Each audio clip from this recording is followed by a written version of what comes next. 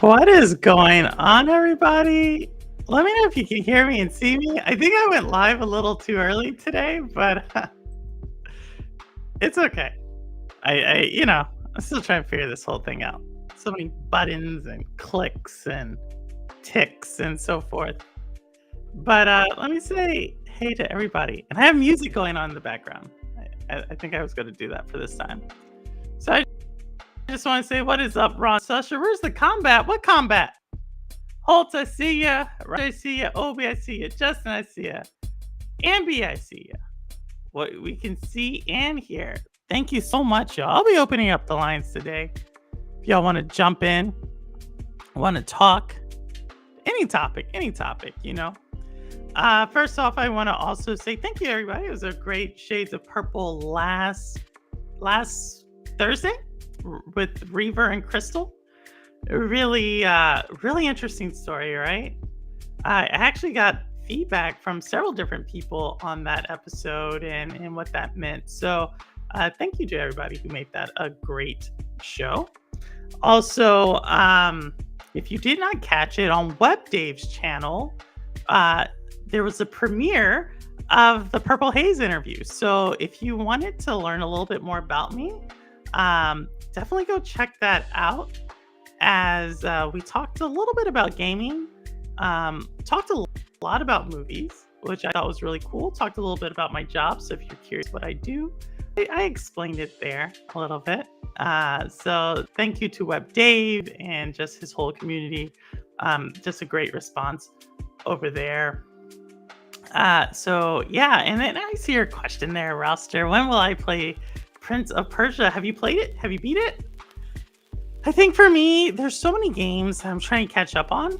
And we'll talk about games here in a little bit. I think we're going to talk a little bit about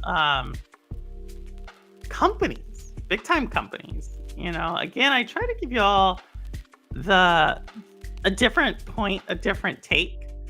And this week I found myself, looking at a lot of the game companies from just a business perspective, because I think it's kind of interesting what's going on in the gaming space. Also, really big news. I'm surprised it hasn't made the gaming rounds, but the whole agreement between Sony and Disney, not really gaming related, tangentially touches gaming, I think, in a way. But I did want to talk about that. If Lo-Fi Monk comes around, I know he wants to talk about, Skull and Bones. He has a bone to pick with Skull and Bones from Ubisoft. He had some issues there. So if he comes around, we'll definitely talk a little bit about that. And yeah, just everything. We had a Nintendo Direct earlier this week. They announced something that I have mentioned on this channel that I'm really excited about. And they gave a date. And there was a stealth drop. People don't talk about Nintendo enough, but they are doing so much. And that was really, really cool too. So we'll talk a little bit about that. You beat it, Rouster. Okay, so I guess I gotta pick it up. Gotta pick it up here. That's what you're telling me, Rouster? I gotta place E with gaming where if I play a lot. These kids getting me. Oh my goodness, Obi, who's getting you? and y'all are talking about the ending. There's just a lot of like single A and double A games that are coming out this year. And I bring that up because if y'all did not know, Crazy Louie and the Xbox International crowd celebrated episode 100 yesterday. So that was a huge achievement. And obviously, it's a very Xbox centric channel. And so there was a great discussion over there. But one of the questions that Sour Blow had asked everybody who came by was, what wish do you have for the gaming? If you could have any wish for the gaming community, gaming industry, what would it be? And of course, I said I would want Stadia to come back. That was my wish. Other people said no more console wars. But one of the answers I thought was really interesting came from Silent Cypher. All these people we've had on this channel before. And Silent Cypher was saying he wishes for AA and single A games to come back. So not the big production games. And I actually think there are a lot of single and AA games. I think virtually every game I've talked about that I'm excited about this year could be considered at best AA, with the exception of maybe Dragon Dogma. So yeah, that was like really cool to just think about that and hear about it. I couldn't see the chat, had to switch routes. So what's good, Perp in chat? Hey, Geek the Snake, what's going good? Geek, I invite you to the chat. If you have time, I know you're busy traveling, but we'd love to see you come through if you want to talk some gaming and what you're doing here in a second. But as I said, I was going to talk about some business stuff. And this episode, or this segment, really was inspired by Severin Evans. So if y'all see Severin, thank him for it. And it wasn't an argument or anything. We were in Cowboys chat earlier this week, and we were talking about, I forget how the conversation kind of evolved. I think we were not on the same page, but it evolved from this idea that PlayStation means more to Sony, or comparing PlayStation to Nintendo, but then somehow Xbox got into it. And looking at stock prices, it was weird. It was something I don't normally, like I said, I don't normally look at stock prices of those companies that aren't pure gaming companies like Nintendo, because I understand Nintendo's like almost pure gameplay or gaming investment. There's now cinema involved in that. There's theme parks involved. So it is getting a little bit more complicated on the Nintendo side. But I was really struck by the commentary on Sony. And so it made me kind of want to, I dug a little deeper. I only play quadruple games like Skull and Bones, as per their CEO. Hey, Chef. Lo-Fi has an issue with Skull and Bones, which is funny because I always bring you up as someone who plays that. And hey, Crow, what's going on? And so I wanted to talk a little bit about that, so I did a little deep dive, if you will. And I wanted to bring up Nintendo, Sony, and Microsoft, right? And then obviously there are segments like PlayStation, Xbox, and then Nintendo's still Nintendo. And the reason I wanted to do it is because I always tell y'all that, or I always say, all these companies still are having to play in the gaming industry in the same, they're all kind of facing the same problems. But it's actually interesting because I actually don't think those three companies are facing the same problem. And so this is what I mean by it. And I'm going to start with Sony. People say I don't criticize Sony enough. And so the interesting thing about Sony, right, is Sony's actually a pretty diversified company. And I want to talk about that for a second, because there was some really interesting news this week to come out of Sony. It actually has to do with Disney. So if y'all were not aware, Sony and Disney made an agreement about 2 days ago. Definitely yesterday, it was kind of top line news in the media space, in which they've agreed that Sony will handle the distribution of Disney home entertainment for North America. So what that means is for Disney Blu-ray, HD Blu-ray, what have you, Sony will handle that production and distribution and marketing of that. as well as regular Sony. And so if you've been following this commentary around Blu-ray and physical media, you'll know that Disney has made an investment in their Disney Plus. I think that's what it's called. And Severin, I told you that I told the chat that you motivated this, and Sony would do that, and Disney would just focus on that. Now, I think that's interesting, Severin, that you bring that up, because we talk about Disney, but I don't think, again, Disney's much more diversified than just movies. And we can talk about Disney here in a second. And so in a way, Sony is doubling down on physical, right? Which is interesting because we see companies like Best Buy in North America and a few others around the world who are moving away from physical Blu-ray. So it kind of makes you think, why would Sony do this? And it's very simple, right? Sony is still a hardware company, right? They have a services arm to it. They have cinema arm to them. They have a music arm to them, but they're still very much a hardware company. And I actually think this is a cool move because Sony's one of the major studios and production houses that really puts a lot of care in their HD Blu-ray. Disney not so much. So I think this is a really good move. But with that said, something also really interesting happened over the last week with Sony. And Sony lost like $10 billion recently. And it has to deal with gaming. And this is actually one of those things where I said, they're all gaming. They all have gaming arms, but they're all facing different problems, right? And so the interesting thing about Sony is last year, they actually made more money. So it brought in more revenue. Now there's a difference between profit and revenue, right? Profit is revenue minus cost, and revenue is just sales.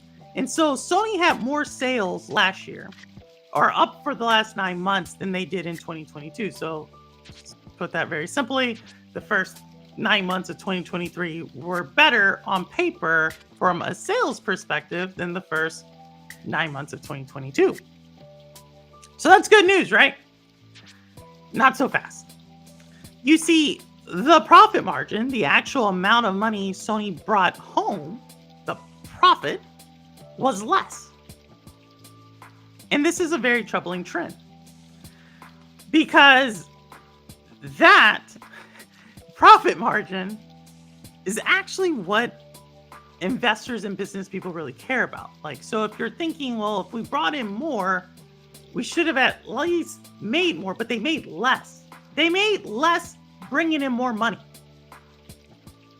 And so Sony, and this has been said before, at least in their gaming division, Sony has what they call a cost problem, right?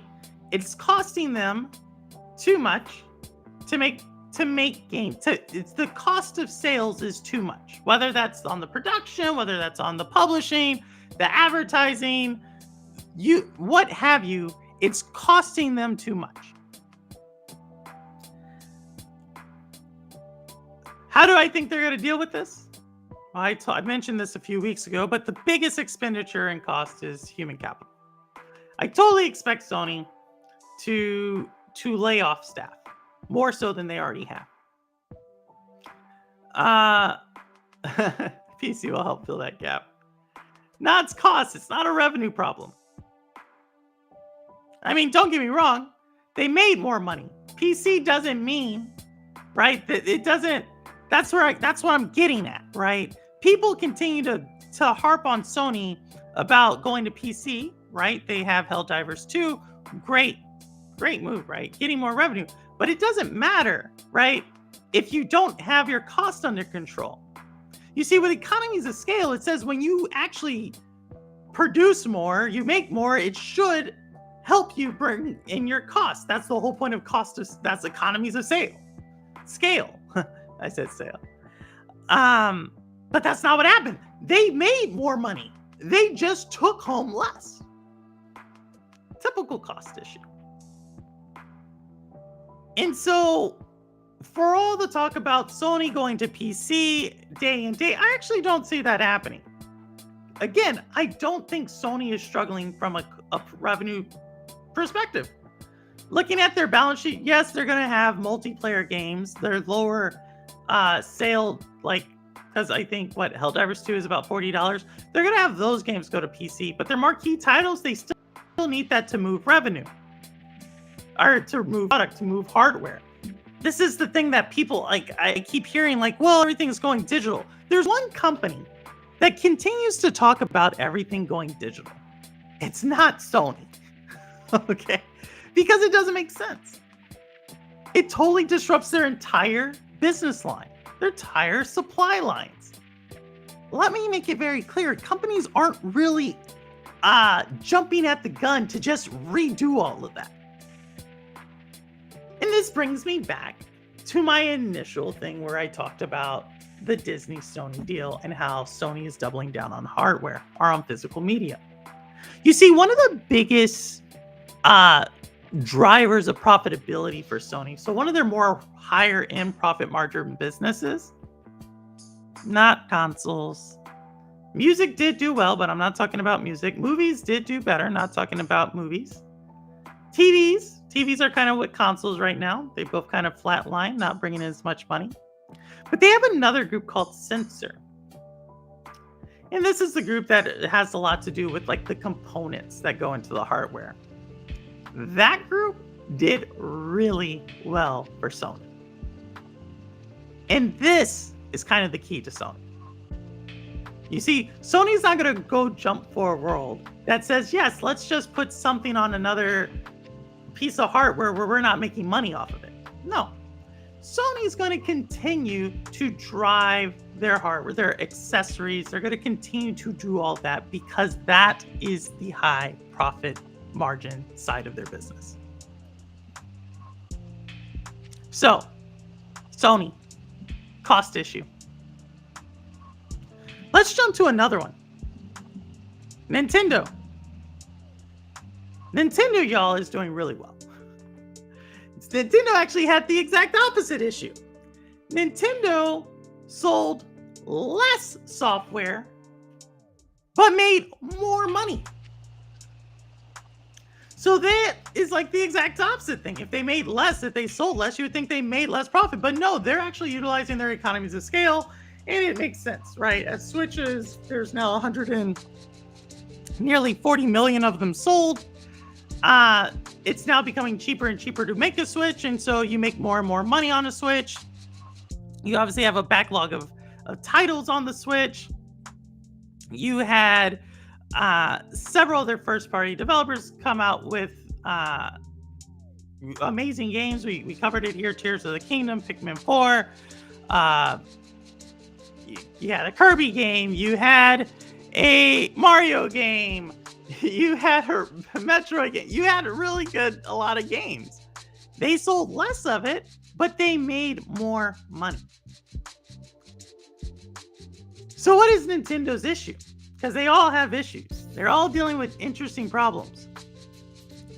Well, Nintendo's having an problem that they're not really keen to give up 140 million Switch players. That's their problem. How do you bring 140 million customers who bought hardware in the Switch to the new generation? If you did not hear earlier this week, rumors are out that Nintendo will be delaying their Switch release. Switch 2 release, the evolution of Switch, to about 12 months from now. Maybe happens, maybe not. But that is Nintendo's issue. Again, Nintendo's not a company who's necessarily struggling with revenue. They're actually not even struggling with cost. They're literally struggling with how to evolve into a new generation. You see, the last time that they had this huge number of players on the Wii U came out and it nearly killed the company. Hopefully they have lessons learned. Hopefully they can still pivot and still evolve. But this is Nintendo's problem. Nintendo does not want to leave this generation. It's not a financial issue. It's a literally, how do we bring those players forward without upsetting their player base, their customer base too much? Nintendo's also kind of branching off into different business segments. And that's the other kind of wild card for Nintendo. Theme parks and movies, not traditionally things that are revenue generating for them. They now are.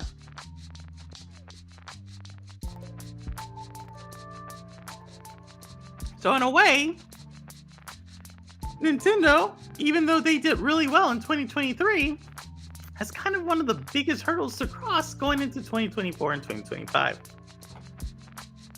How do you evolve your product line? How do you bring your customers along? And talking about bringing your customers along, now we get to Microsoft. For all the money Microsoft has not been able to figure out gaming, particularly with Xbox. You know, when we talked about Nintendo, they have an issue with trying to evolve. Microsoft definitely wants to evolve. They want the entire industry to go towards digital. They want the entire industry to not have exclusives. Why? Because they don't win in that world. This is one of the things that I sometimes criticize a lot of the people who are like, hey, everything's going to go digital. Maybe. But there's a lot of companies that don't want that. And there's a lot of companies that do. Microsoft is on the side that does. That's why they're always going to preach it. That's why they don't want a world with exclusives, because they don't win in that world. They don't want a world where you're dependent on physical media to play your games, because they don't do well in that world. They don't want to have to make a bunch of cartridges and physical media gaming, because guess what? If you go to any game store and you ask them, what is any used game store, ask them what is the hardest thing to move. Any game store, period. They'll tell you Xbox games. Xbox physical games are the hardest games to move as a whole. So Microsoft is very keen on changing that. Microsoft also has enough money to where they can go buy customers. That's what happened with King. So it's not a revenue, or it's not a cost thing with Microsoft, right? They actually run a pretty tight ship over there. It's also they want to quickly move. The thing is, they're just not reaching enough people. It just doesn't make enough money. So I know I said it was not a revenue issue, but it actually is a revenue issue for Microsoft. That's why they have to try to reach more gamers on other platforms. And that's why they're going to continue to do more. So Microsoft's a revenue issue. Sony is a cost issue. Nintendo is literally a product issue. It's kind of crazy because they're all tackling it differently. Who do I think is going to be successful? I'm not going to make a recommendation on that, because I think success is different for all of them, right? To me, success for Sony looks basically like they continue to grow their business, but they get their costs under control. If they can do that and they can get to where Sony is being bringing in profit margins between 10 to 15% year over year, I think they would be happy. If Nintendo can bring their customers along with them, who knows? Maybe they use cloud backwards compatibility. Maybe they do something to that effect. I think they would be happy.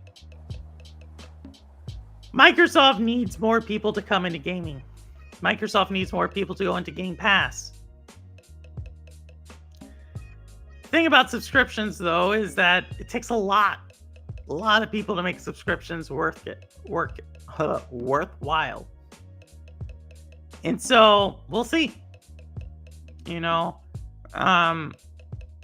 But in general, right now, gaming's just not in a really it's in a really interesting space. GDC is coming up. No one talks about GDC, Game Developers Conference. If you want to meet me, I might be there in San Francisco. I don't know yet. I do have my pass, but I just don't know if I'm gonna go. But it's really interesting because a lot of people don't know what to expect in GDC. A lot of layoffs have happened. A lot of people who were at companies that you're used to seeing are no longer at those companies. And yeah, the overall mood is kind of sour. So yeah, it's going to be really interesting. But I wanted to bring that up because I don't think people talk about, like, they always talk about Xbox versus PlayStation, and Nintendo's on their own, and I would say they're all on their own, right? They're all long-term strategies are very, very different from each other. And I think as you'll see over time, that's going to become more and more apparent. But oh my goodness, y'all are talking so much. Let me see what y'all are saying. What's going on? Sarpor and Brie Larson's are y'all talking about Disney? My goodness. Here's the thing that when people talk about Disney and saying Disney sucks and so forth, I'm not going to say that. What I would say is you have to understand that over the pandemic, a large portion of Disney's revenue collapsed, right? People don't, like, I get it. We think about Disney movies as like their main driver, but people forget Disney has like an entire Disney World, Disney hotels, Disney cruises, Disney on Ice. They have an entire like business that yes, it's based upon their movies, but it's based upon people going to their parks. So when you have parks shut down for 2.5 years, guess what? That hurts. And that is just now thawing out. And so there's a reason, right? It's not just like Disney said, "Oh, we're gonna make horrible movies," right? It's they're literally in a cash crunch, and then when you add on that a writers and actors strike, which also there was some other guilds that supported those, you're in that situation. I think Disney will bounce back. I think this move to cut costs to still give their customers a way to buy physical is a good move on them. I think this is a really good move for them and Sony. It allows them to focus on what they need to focus on. We haven't even talked about the whole sporting part of Disney, but there is a whole part of that in ESPN. There's a whole another part with Hulu. I haven't really talked about that. But yeah, I don't know. I don't give Disney as hard of a chance just because I don't think anybody would have done well. That is self-inflicted. No, Sever, I'm not going to say that. I'm not going to say I don't think anybody did well during this time. Like no company did well in those industries. So no movie company did well. No theme park industry did well. No hotel industry did well. Broadway did not do well. So I'm not going to say like that is like a Disney self-inflicted. Sure, but what else? The writing and storylines just suck. Yeah, but there's a reason. Like when your best writers go on strike, they go on strike. Like again, I just don't think that's I think that's kind of like what movie did well? You want to check out the Netflix live action version of Avatar: The Last Airbender? No, have not. But I do like that cartoon. Did you see where Disney blamed their fans for their Marvel movies failing? Did not see that, girl. Did not see that. But that's another thing, and I think that's coming to gaming if we make it full. Hey, Cammy, so glad to see you. Video game movies like Mario Brothers and Sonic the Hedgehog are doing better in Hollywood than the big brand studios. Well, I think there's oversaturation. This actually gets to another thing. So I was talking to my friend. I don't want to say his name. I guess I could. Richard. Richard is his name. He used to work at Niantic, and he used to work at Epic. And we were talking about games and movies and stuff, and how games Like, what separates a game from being a flop from a game that isn't a flop? Some people would say it's bugs. Some people would say that it's graphics. Some people would say a ton of things. But Richard, he's a marketing type of person. So if you know what marketing is not just advertising. Marketing is actually like understanding where the gap is in the industry and building a product for it. So in gaming, like he kind of just broke it down to me in a way that I didn't really think about it before. Maybe I did, and he just articulated it better. But when you build a game, you have to be answering something, right? You either are building a game, it could be many different things. You're either building a game because you're building a game to like live out a fantasy. So a lot of first person shooters, it's like a fantasy type of deal, right? Or there's many different games that are about fantasies.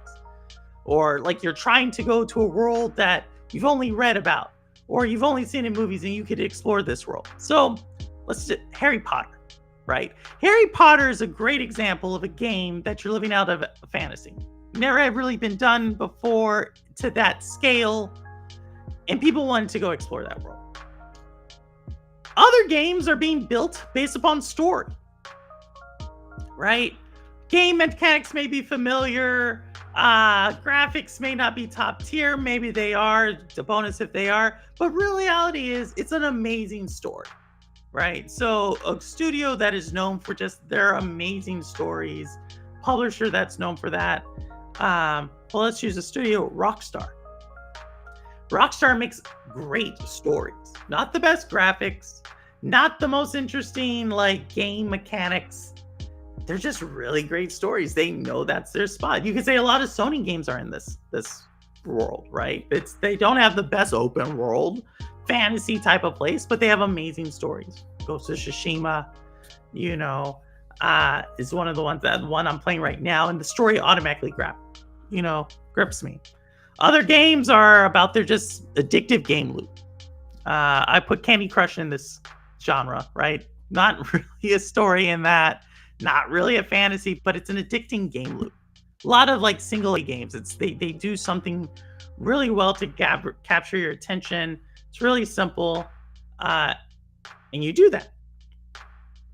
And so with AAA games now, you have to ask, what is the question that they're trying to answer? What is the part of the market they're trying to fill?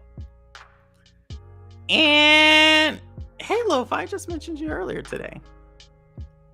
And so that's where I kind of like look at some of the games that didn't do too well. Suicide Squad to Kill the Justice League. Familiar cast, right? So usually that's, if you're going to put a lot of money, you want to put it into like a well-known IP. That's how you do it. Not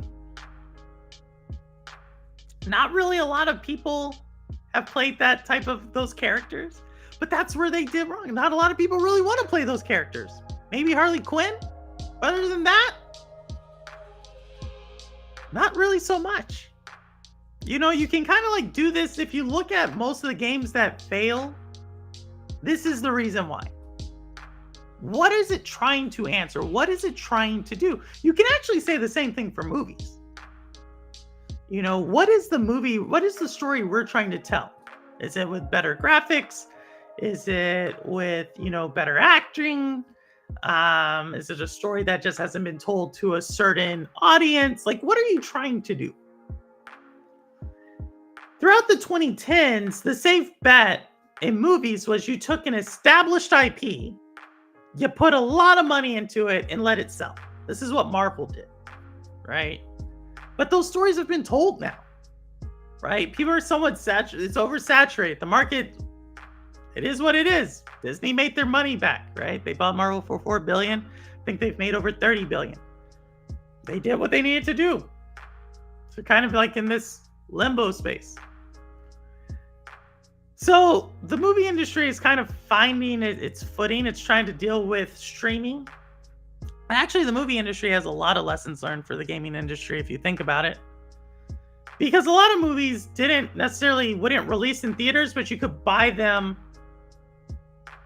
And that would help fund those studios. So a movie that I think is done really, really well, that everybody knows of this movie, but I cannot find anybody who ever saw this movie in the theater. Cruel Intentions. You know what I mean? Cruel Intentions is a movie that virtually everybody's seen, but no one really saw it in the theater. But it was a commercial success. With streaming now, though, you don't have the ability to monetize that type of movie anymore. And without the ability to monetize that type of movie, you're kind of losing an entire segment of the movie industry. I think the same thing's happening in gaming. You know, there was a time where you could go pick up a physical copy of a game, decent price, and it would help fund that studio. Now you kind of have to either go really, really big or really, really indie. Can't do both. What? Yeah, there's no PlayStation back. I was playing the PlayStation. No PlayStation back. Oh my goodness. Y'all are talking. Let me start. Is purple a pony now? Am I? There's no PlayStation back there. There's a lot of physical DVD. That's a Switch right there. It's actually a Xbox 360 up there, or Xbox One up there.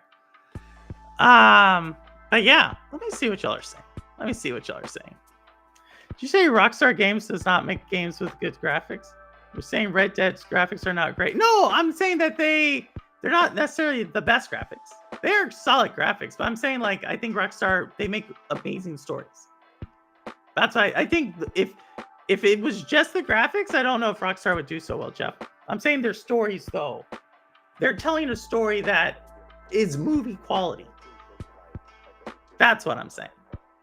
But they do make great graphics, and it's like to boot. Like, I think you have to be answering something other than we have really great graphics. You have to be putting something else out there. And that's why people can't understand why Nintendo does so well and Xbox doesn't. Because Nintendo knows what they're answering, right? Nintendo knows their game loops. Nintendo knows their customers. It is what it is. I don't know, like, graphics alone cannot sell a game. The movie industry would be doing much better if they actually release good movies, but there are few and far between now. Yeah, Severance, it's what I told you. The reason why is because it costs a lot. It's a gamble. We've put so much out there that you really have to be very clear on what is it that you're trying to put out there.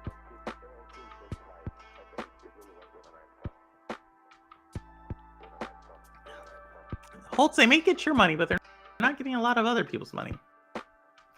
Not me, never heard of it. But people act like they are the influencers in game, but they really casual just play games like be on your mobile phone for content.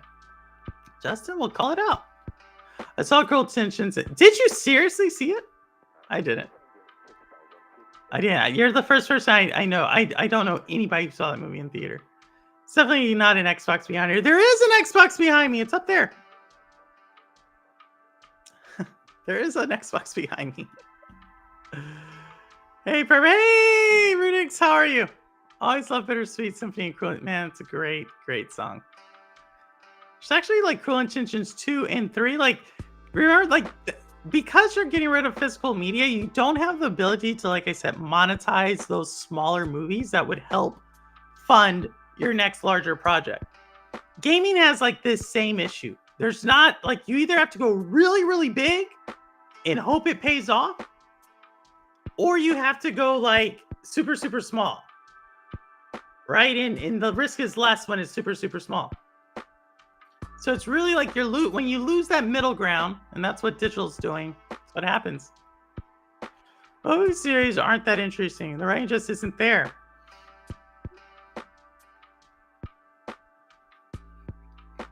Blu-rays are not DVDs. They are not, Severin.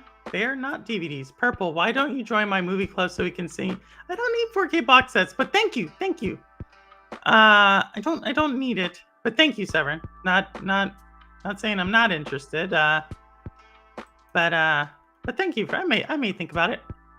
I think it's the opposite because of the streaming services. They can make a bunch of Cruel Intentions, and that's how you keep the subs happy and bring on new subs when something is a commercial hit. Yeah, but that's the thing. Who makes the money off of that? not the independent studios, right? That's the whole thing. That's why you had the writing strike and the actor strike. Is that the Netflixes and the Disneys were not telling the people writing and acting, they were giving them like a basic fee up front, not paying them as much, and they were keeping the sub money. You go look at what those contracts look like. There's a reason why those writers said they didn't want to write for them. There's a reason why Netflix continues to do like either reality TV shows or documentaries or crime dramas, like crime documentaries. It's expensive to hire good writers. To the non-technical, Blu-ray and a DVD are pretty much indistinguishable. I agree, they do look alike. Movies and games have the same problem. The ones that are failing are missing the passion. If you focus on making money instead of something you believe in, consumers will notice. They do. But consumers are also picky, Crow. Consumers don't want to pay. Like, I think it's a very interesting thing. Like, you saw what happened when people try to raise prices on games. Could have been a great game. People are upset. And it's costing more to make a game. I don't know the answer. Very true. Hey, Cherry Man Game, what's going on? I see it. It's the Xbox One up there. It's not Cherry Man's birthday, is it? I thought his birthday's in June. You got him, Chief. Chief, good job. Movies try to use the same formula. It just doesn't work. That's what happens. Well, they go for the safe bet. They go for the least risky thing. That's why when you get big companies involved, they don't risk anything. That's why I told you. That's why I don't think Xbox is not going to be risky. Speaking of these, what do I do with my collection? Is it a DVD collection? Watch it. Reaver, what's going on? I got your message, Reaver, by the way. We order in bulk so we get better prices. I'm the horror section mostly, but I can get other things too. Interesting. What horror box set are you? What horror box set do you like? Why don't you tell us that? Lots of hey Web Dave. As I told y'all before, Web Dave was I did the show on Web Dave's channel. I'll probably link it down below, but if y'all just put in Web Dave, he comes up. If you want to know a little bit more about me, go check that out. It was a great conversation. I had so much fun with it. It was super, super fun. If movies don't make that much money back, then actors and writers won't make the money they used to before. This is true, Jinx. This is true. There's a whole kind of Armageddon that's unfolding. I would say there's a coming storm, but I think it's already come. I think it's already here. It's already unfolding. It's all for all media right now. Our newest box set to give away is the Child's Play collection. Ooh, maybe and your mama knows what like that. Sarah Michelle Gellar, as I was a big Buffy fan. Oh my goodness. Did you see Cruel Intentions 2 and 3 holds? It's actually an interesting one. No, today. Well, happy birthday, Chariot Man. That's super cool. Super cool. Oh, wow. Roster, you watched it twice. I saw y'all were over there. Thanks for coming by. Thanks for maybe you found out a little bit about me that you didn't know. I'm a Pisces. The Pisces is a fish, right? Watch it. Yes, words of the wise. I love it. Nice. Let's talk about how killer whales are behind the AT&T outages. So it's weird. I was having internet issues yesterday, but I don't have AT&T. I don't know. That's kind of weird that they're not saying what's been behind it. It reminds me of like 20 years ago, there was this huge blackout on the East Coast. Actually, it was like in 2003. Fall of 2003, there was this huge blackout. Like they never said what it was. Like the entire Eastern Seaboard just went black. It's crazy. My horror box set is Friday the 13th 4K Deluxe Collector's Edition box set. Interesting. I could see where Friday the 13th does really, because there's a lot of dark scenes. I could see where that one does well. Or looks well. I'll give you that one. Geminis are the best. Uh-oh. Jinx talking about Geminis. I saw two, but don't know. There's a third. Exactly. It went straight to, that one straight to DVD. I don't think there's a Blu-ray for all the Cruel Intentions, but that one went straight to DVD. The fish. Oh my gosh, I'm a Scorpio. I think my brother's a Scorpio. I'll have to ask him. I don't know. There's so many other my friends who are like super into zodiac. I'm not one of them. Like I'm like I don't get into zodiacs, man. Zodiac killer. Did they catch that person? Which one did they catch? Either the Zodiac killer or the Golden Gate killer. They caught one of them. I know they caught one of them, and it was a detective. That's crazy. I have T-Mobile. Nice. I have Verizon. I think I have Verizon. Pretty sure I have Verizon. Older movies get a huge boost from 4K. So the 4K I recently bought and am watching right now is Carlito's Way. Yes. Yes, and I think they did a phenomenal job. They did such a phenomenal job on Carlito's Way that I now have issues with that movie. It bothers me that they have Al Pacino playing a Puerto Rican character. That actually, it never bothered me before, but it's really clear with the 4K Blu-ray release of that film. I'm just saying. Great acting, amazing story, but it bothers me. I don't know why. Jeepers Creepers movie, I don't hear people mention that went the cinema to see. I just watched Jeepers Creepers not too long ago. Just watched it not too long, like within the last 6 months.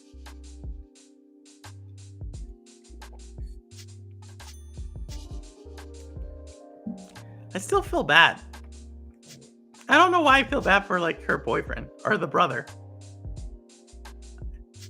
I don't know. I'm a Libra. Which one's the Libra? That's not the lion. Leos are the lion. What's a Libra?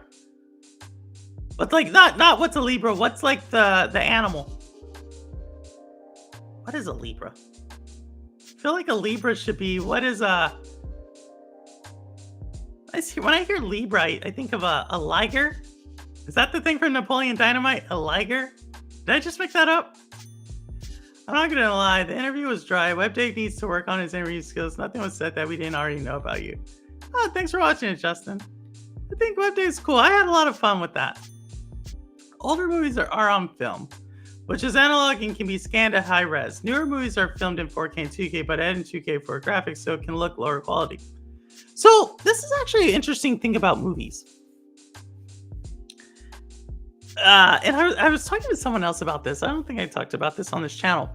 Why, like, I'm not a really big fan of like the newer movies, like the clean movie look. Like, why does Lord of the Rings that came out like 20 something years ago look better than the Rings of Power? You know what I mean? Like that shouldn't happen, right? But it does. Like, I think there's something to be said about like the art of making a movie that digitalization is just making things too crisp.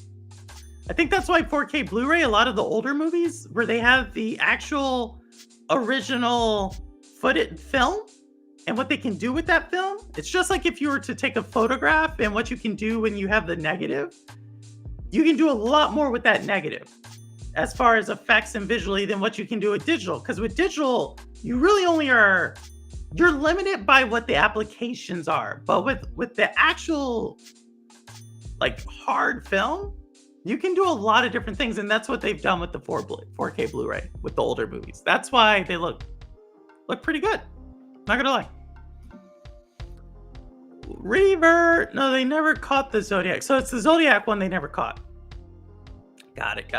Golden Gate was caught. Okay, thanks, Ambi.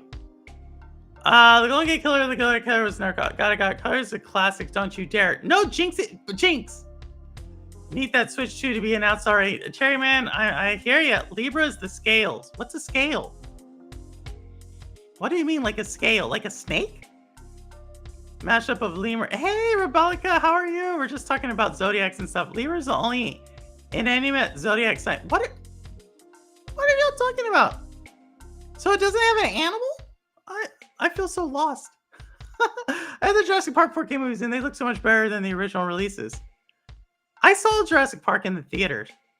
I remember that. That's still an amazing movie. I still think the dinosaurs look real. That's another one. Why does Jurassic Park look better than the dinosaurs now?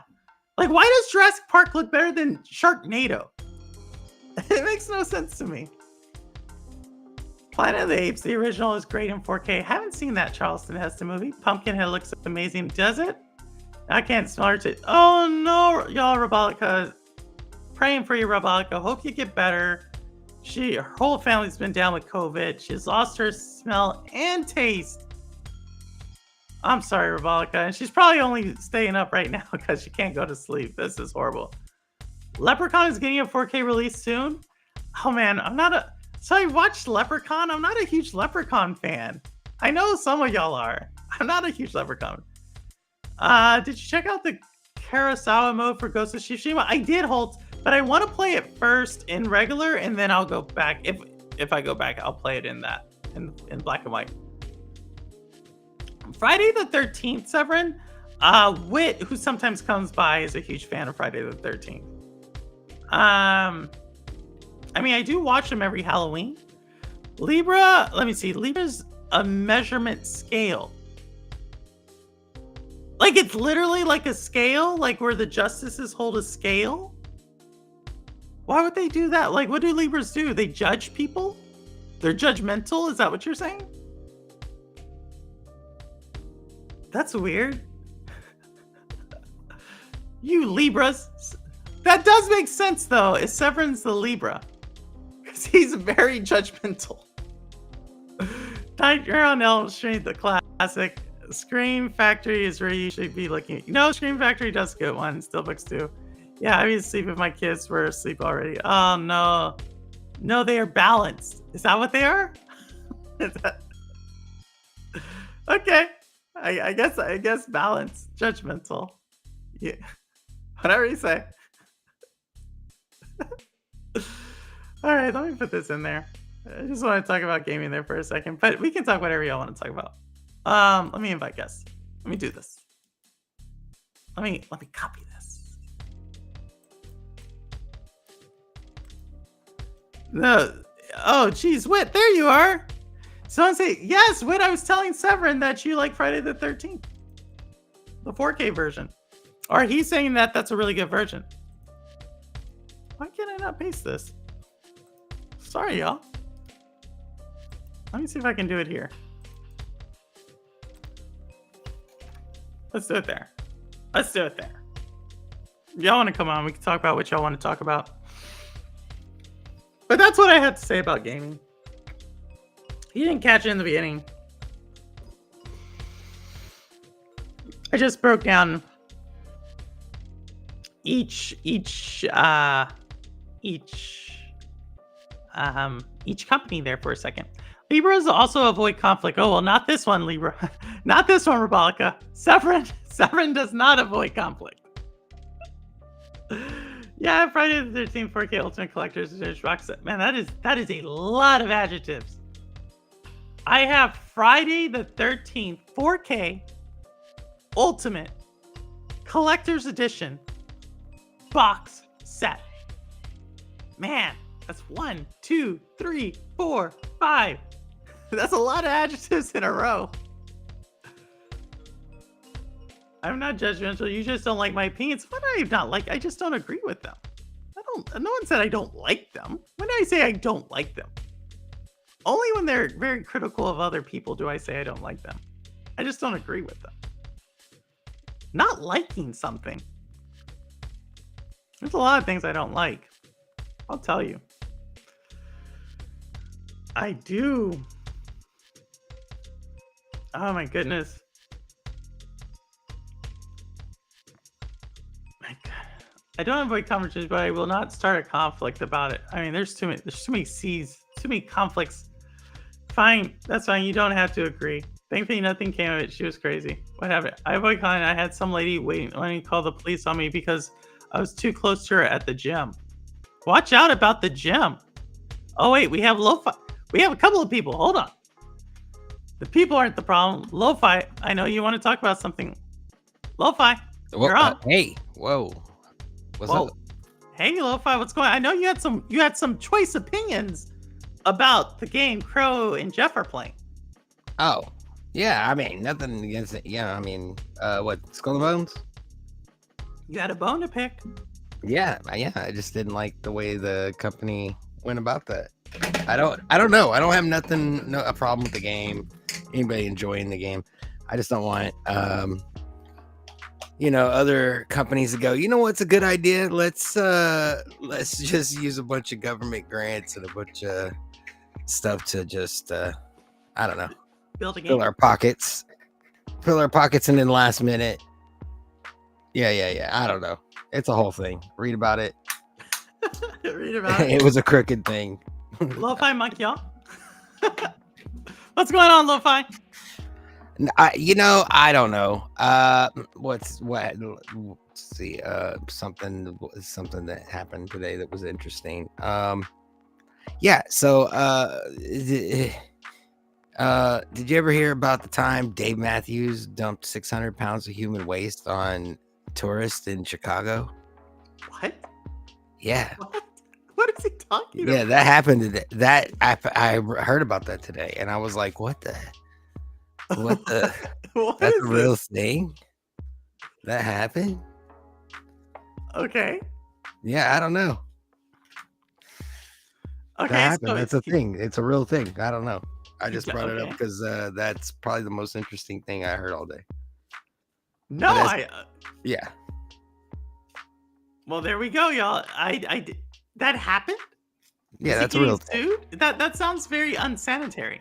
I don't know, but it happened, and they put a plaque on the bridge where it happened, and in memory, in memoriam. I don't know. Look it up. Have fun with that one. Okay. I didn't know Dave had it like that. Yeah, We're not talking about Web Dave either, y'all. We're talking about Dave Matthews. he's got it like that.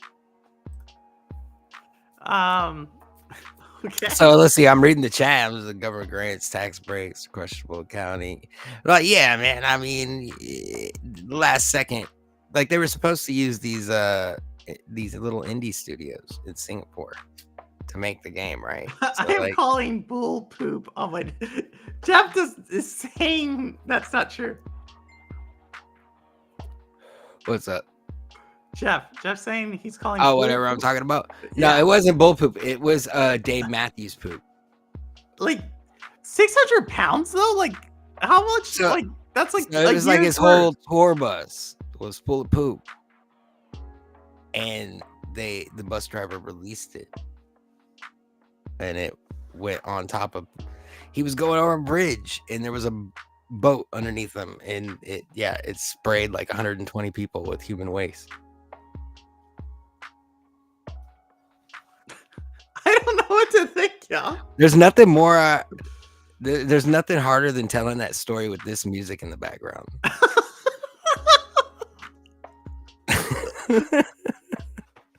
That's why I'm just like, it's so. Let's see if I can change it. You want to change the music up? Is there poop music? Do you have that? Let's Is see. that a thing? What would that sound like? Wah wah wah wah. I don't know what it was. Not that one either. That Not that one. I don't. That's what I have in the bathroom when I'm going. Oh, here we go. This is your. Oh man, I don't know, y'all. I don't know. This is where Lo-Fi came up with. This is what he's saying. Yeah. How did we get here? I have no idea, y'all. Whose turn was it to keep an eye on Lo-Fi?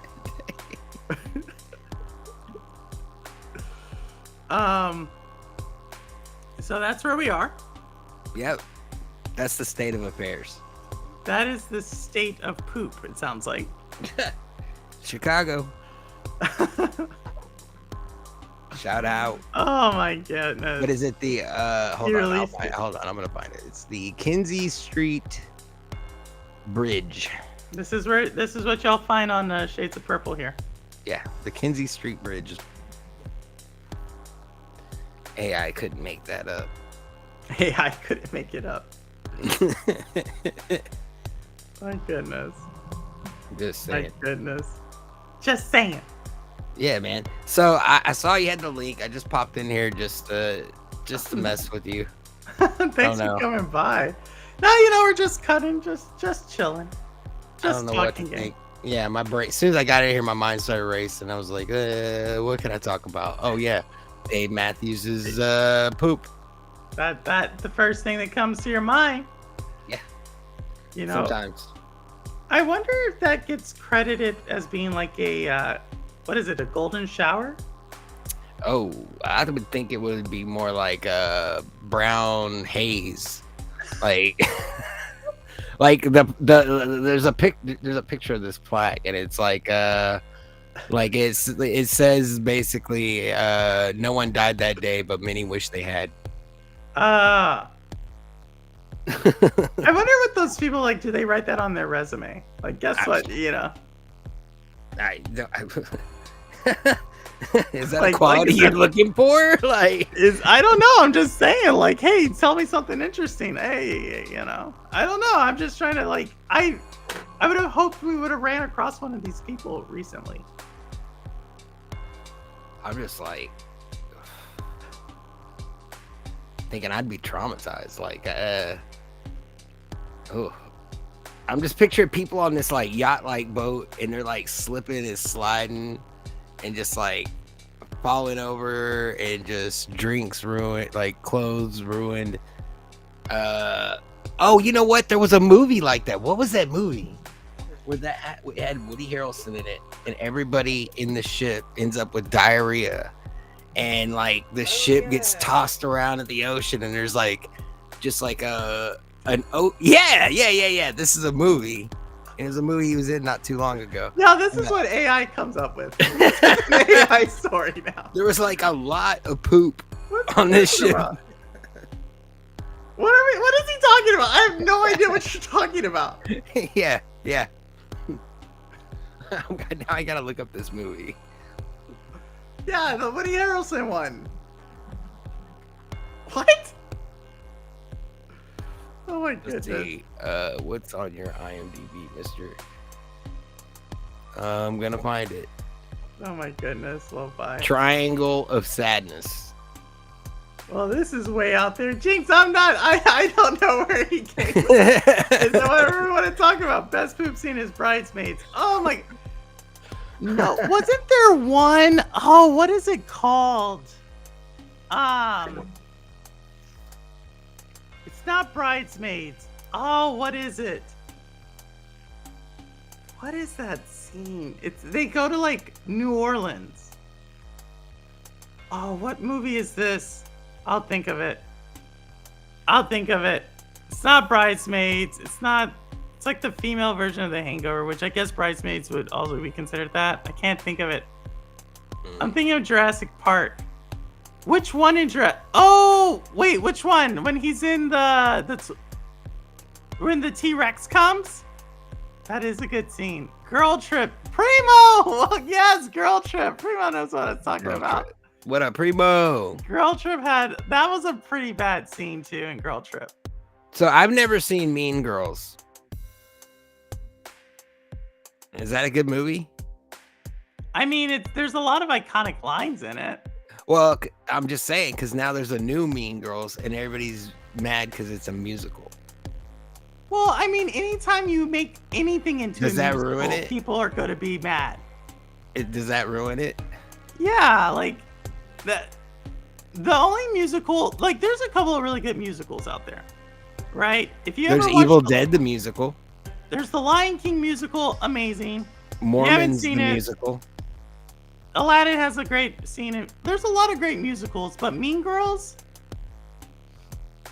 Not a great musical. I mean, I'm just trying to think where it would have it. I mean, what? I've never actually sat all the way through anything that was considered a musical. I haven't seen Rebolica. You haven't seen any version of Mean Girls either. It's like the only thing I can think of Lindsay Lohan actually in. Like, I don't know, where did Lindsay Lohan become a thing other than Mean Girls? Herbie. Herbie? Yeah, she was in the Herbie remakes. I don't remember that. Herbie the Love Bug. I don't remember that. I just know Lindsay Lohan, like she was there, and then what did she do? She shaved off all her hair. I Well, forget what she did. and then Amanda Bynes went crazy. You remember that? I can't remember. Remember there, Amanda? Getting so Amanda, old. please. My son was obsessed with Mean Girls because he hates his sister and her friends. It's kind of amusing. What? So why would he like the movie? I'm trying to see the connection there. Also, you gotta explain that one too. I have daughters. I've seen Mean Girls 1,000 times. Andy Got says famous that was from Britney TV. Spears. What was she in on, Primo? Parent Trap? Parent Trap had the Olsen twins, I thought. Ooh. The Olsen twins. That was Britney Spears, the one who shaved her hair. What? Lindsay Lohan did something too. Remember, Lindsay Lohan was like a thing. Like, maybe like pooped in her pants in public. Now I'm back at the poop. How did we? Hey, how did we get here, Lo-Fi? How did we get here? I don't know. Lindsay Lohan played twins in The Parent Trap. That's what launched her. But your phone service wasn't interrupted. You didn't have any. My internet service was, but not my phone service. I have Verizon. Is my phone on? Let me see. I still have no Same service. here as the Dave Matthews thing. If I went to see it, Chris Hansen would give me a visit. What? That's how this all makes sense, y'all. 2004. There's something. He just likes the title saying girls are mean. Oh, okay. She did drugs.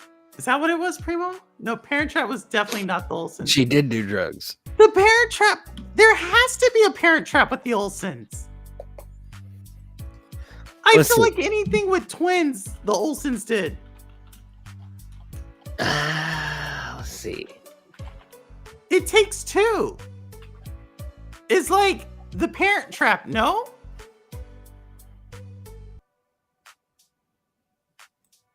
Am I missing something here? I swear it's like it. Oh no, I'm looking on their IMDb. They really aren't in much. What? Who? The Olsen twins? Not like anything major, yeah. They're billionaires. Yeah. Kind of crazy. Or like, yeah. I mean, they're in stuff. Like, don't get me Hey, wrong, but Isabella. there's nothing. No, like they made their money and then they like started living like this really elusive life. Yeah. Yeah, they Sons had got their own famous little for kids being a brand Disney thing when they Nickelodeon were type kids. and going into hard on drugs and rehab. Wow. Seriously.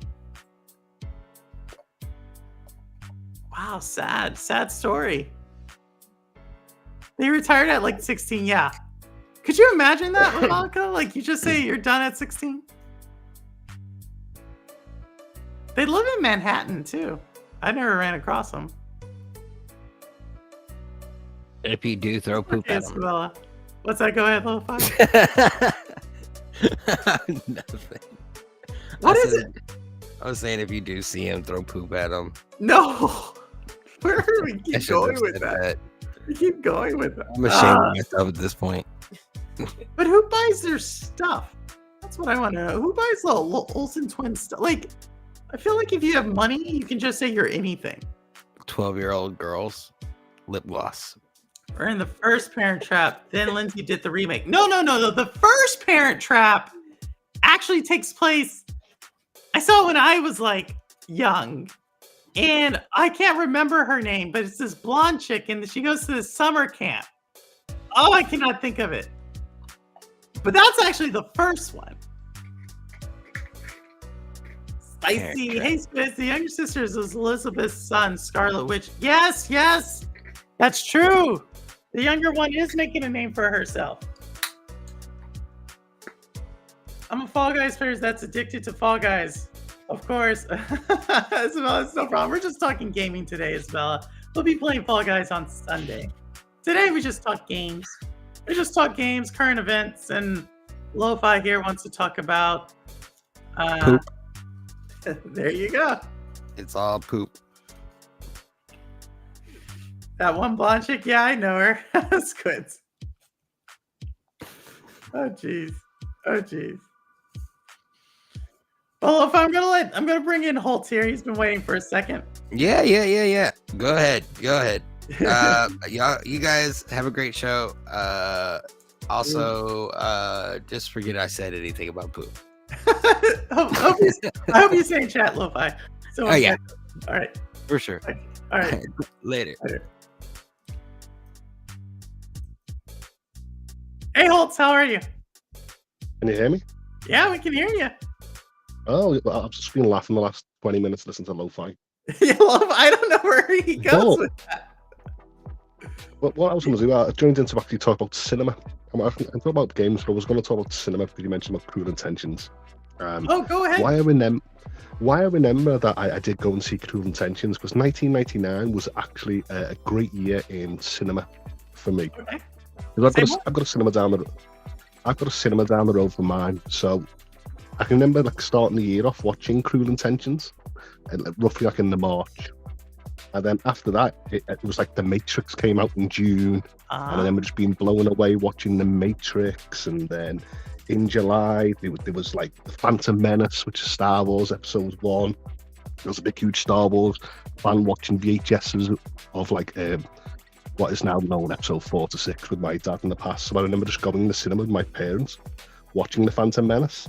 And then in September, I went to see The Haunting with my sister. Ukraine. Wow. The Matrix came out in 1999? Holtz, we lost you. Chat, The Matrix came out in 1999? Did you lose me? Yeah. But I'm saying, you said you saw The Matrix in 1999? I'm pretty sure it was 1999, but it was set in a 97 timepiece. Yes. The first one? Google it. Yeah, well, The Matrix, and you said Cruel Intentions is 99. Yeah. Why did I think those Phantom were Menace was 99, wasn't it? Matrix, yeah, that's what they're all saying, 99. Phantom Menace. 1999, The Haunting was 99, and then also my dad took me to see James Bond 007, The World's Not Enough with Pierce Brosnan. Well, I remember The World Was Not Enough because that came after GoldenEye, right? Pretty sure. It was GoldenEye, then The World's Not Enough, yeah. And I remember like just being blown away because it was about like cyber terrorism stuff like 99? that. 99. Ravalica was a high school in 99. Oh, that's cool. And why I remember like The World's Not Enough, and I also remember The Matrix. It was setting the theme of getting close to the millennium. Oh my goodness. That's how I remember going. Yeah, so that's how I remember. And because like I was saying about Cruel Intentions, I was a big, huge Sarah Michelle Gellar fan. So at that time, I was 13, going on 14. So I had a little crush on her. So I remember when she was in the cinema, I was like, I need to go and see Cruel Intentions. You know what I mean? So that's how I remember all these timepieces, and they were all amazing movies to go and see in the cinema. So that's how I mean, Cruel Intentions was a thing.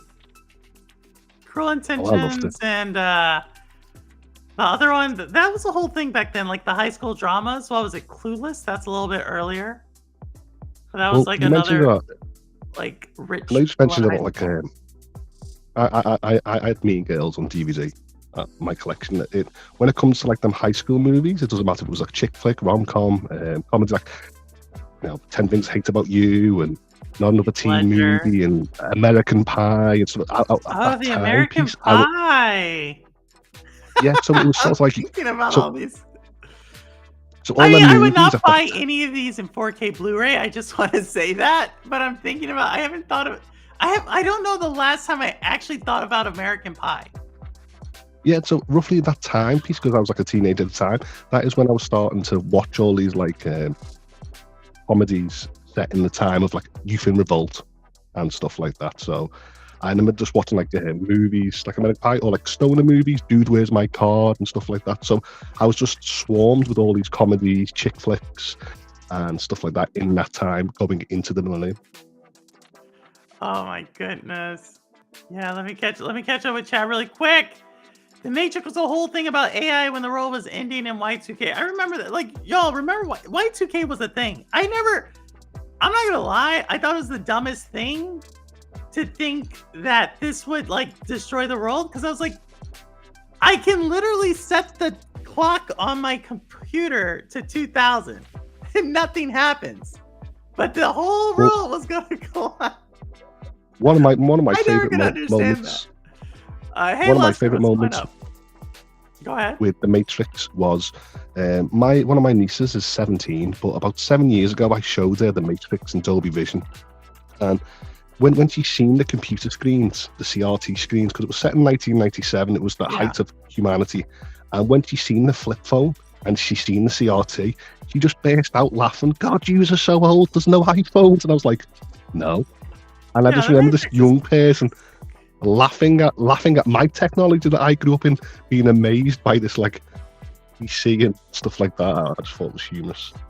I think The Matrix is classic. Helldivers 2 got Jenna Haze in the house. Cousin Jenna Haze. I don't think we're related whatsoever, Jenna. But you know, And speaking about I haven't played Helldivers 2. Go ahead, Holtz. speaking about musicals, I think that a lot of musicals are great if you focus on Ronald Dahl. Of late, I've seen like Willy Wonka, and I've seen Matilda, and I thought they were a great adaptation to musicals. Matilda. I just saw Matilda recently with Danny DeVito. Not You've too never long seen the ago. musical? Like, I saw the movie, not the musical. I saw the movie, and I agree, Rebolica. That's why I like our community. I'm almost 50, so no issues there. Yeah, I think a lot of us are up there in the close to 5-0 range. Watch Cruel Intentions for the Selma Blair and Buffy kiss. Oh my goodness, Stumpleton.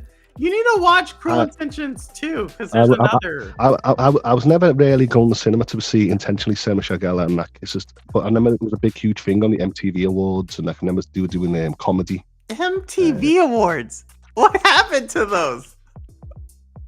I just remember seeing, like, I think roughly around that time it was like Jack Black was doing a scene of like Lords of the Rings and Sarah and Cruel Intentions. It was all like these amazing things that I watched, and I just remember just being blown away every year watching the movie highlights where they done spoofs of the movie. Oh my goodness, I remember Jack Black. Gosh. Total Request Live, man. What is going on here? Helldivers 2, a lot of great things there. Yep. Roster's one of my favorite scenes. What happens with Sebastian when sort of like there's like deception at the end, and what happens to it, and then at the end you see the car and the song comes in with Bittersweet Symphony, and that is I just remember that scene perfect. Driving in the wind, song comes on, she puts it's sweet, really and then everyone's reading like sort of the memoir of like what happens of. Man, it's a good Cruel Intentions. Like I said, but you're one of the few people who watch it. Cruel Intentions really took off on at the time VHS. Like it sold a lot of copies. It did okay in the theaters, but it really did well because of that long tail. And the reason I brought it up was because with like, there's not kind of the space to have those movies anymore. Like, streaming services aren't willing to take a chance on that type of film anymore. And if you can't take a chance on that film, you can't also sell that on DVDs. Kind of makes you think what's going to come out. Well, I was too young to actually buy VHSs at that time piece, so that's why I'd never seen Cruel Intentions in the idea of VHS. Yes. We did have a blockbuster. We did have a blockbuster around the corner, but I couldn't get served. And there was like a dodgy guy that used to come round in the back of his car. And he used to flip the boot open, and there was like pirated VCDs and VHSs. I think that's every blockbuster holds. No, but we had a dodgy guy in the back of a car that he opened his boot and it was all pirated copies of movies. Hey, they're all. He was like your rental man. No, I'm just looking at chat. Yes, Simpleton saw Cruel Intentions too, y'all. There is a horse scene. That is all I'm going to say about that. I have seen Cruel Intentions 2, but I didn't know there was a third one. Yeah, there's a third one. And I don't think I would want to watch a third one, because like I think one was such an epic moment. Like I said, in the time that life, I was like youth and revolt, going into teenagers, seeing what the world was like and stuff like that. So that's why it encapsulated me at that time. But I just don't think at my age now I could go back and watch free and see a drama of, I guess, Well, it's high school kids. Or you had that whole time frame where they were doing a lot of very Shakespearean type of movies into teen genre movies. So you had like right? Like Othello. Cruel Intentions has some Shakespearean themes in it. I can't think of the one well, right now, which is based on, but you also th- had Romeo and there's Juliet. a There's one. a bunch of them. But a scratch, the one Leonardo DiCaprio. That was a good one. There was one in 10 ways. Was it 10 Things I Hate About You? 10 Things I Hate. Yeah, cool if I just mentioned that one. And they go into Shakespearean, and he goes, wouldn't it do? And they'd go back into his high school to mention that. I think that's a scene I can remember. But yeah, at that time, I was into all them movies, but like, sort of like the girl that becomes like the beautiful swan, but you have all the jocks that thought she was a nerdy girl, and then you had the boy that was all that stuff was back then for me. The Taming of the Shrew. 10 Things I Hate About You. Good remember. I just remember that was a thing. And I remember we all used to think like we were intellectuals because we were watching these things and we were like, oh, that's super deep. Well, with all the movies, like I said, do all teen movies, and I can get in. That was like sort of the dating scene, to take your part of your date at the time to go and see like a movie in the showcase in the cinema. And it was still popular as a hangout to take someone to a cinema in the late 90s, early 2000s. No, it's still a thing. It's still, I think it's just evolved. Isabella's kind of young, but she's still probably too young. Well, I thought I wanted a purple home cinema. I really did. I wanted these streaming services. And then what happened with COVID when we were all locked down and we were seeing these movies direct to TV like Disney Plus or HBO Max. Once I was getting these movies, I realised I didn't like it. I liked the sociability of getting out the house, sitting with a friend, eating some popcorn, getting my foot stuck on the sticky floor and wondering what the hell it is, and watching the trailers. It was an experience to go to the cinema. So that's what I keep on saying to people all the time. I take my niece and nephews and my parents all the time to the cinema, and I keep on saying, my dad's like, bloody hell, don't waste money on the cinema. I go, no, but it's a social experience to go and see it on a big, huge screen and laugh and joke and I agree. I think that's why I'm a big fan of. I mean, we talk about games on this channel a lot, and I still play. Like, I play Fall Guys with y'all. I'm playing Ghost of Tsushima on the side. Love doing chess.com. But I think movies is one of those things that is definitely an experience, and it's just something about dedicating time to go do that. I'm laughing at Rebolica because you're exactly right, Rebolica. It was an English class thing. And I'm just remembering that time. Like, I'm remembering that whole early 90s, mid 90s, late night. Like, that's a certain type of feeling. Well, it pains me because my brother is, my second oldest is 48 and then my oldest brother's 52. And they took me to the cinema in the early 90s. So the first movie one them took me to was Jurassic Park. And I remember just being blown away about the cinema magic of the T-Rex coming out of the bushes. And I'm being blown away about it. And that was my first introduction into like the cinema. And then my other brother took me to see 101 Dalmatians, the live adaptation. And I just remember seeing the magic of Disney, especially in like sort of Beauty and the Beast with the CGI dance scene. And I just remember just being hooked. A few years later, I went to see like Fifth Element, and I started seeing more sci-fi. We talked about this not so long ago. And Independence Day and stuff like that. And I'm just being blown away. Then I speak to my older brothers. I go, remember that time you took me to cinema? In my young mind, it's ingrained. And they're like, no, can't remember. Can you remember the movie? And they're like, no. And I'm like, oh, it's a shame. So that's why I keep on saying to the people that I take to cinema, remember these moments because you're never going to get them back. Man. I'm just thinking about that. Thinking a lot of great memories, a lot of great movies. Like I said, y'all, you can kind of see it in the background for anybody. Those are some of the Blu-rays that I recently purchased. Just enjoying a lot of movies. Again, I probably would not get Cruel Intentions in 4K, but There is something about like just sitting down to watch a movie. And so I actually have been gaming a little bit less just because I have been spending time to watch and get reacquainted with movies, especially since they've been redone in 4K. And I just say if there's a movie you really like, maybe invest in getting it in physical, Well, because it is quite a cool experience, especially now if you can like just see how they brought it about, especially if it has special features and stuff. It's super cool to do that. I've mentioned this in background. We've talked about movies, but I know you mentioned Carlito's Way, and you're starting to notice all like these Yeah. things that just nitpick you.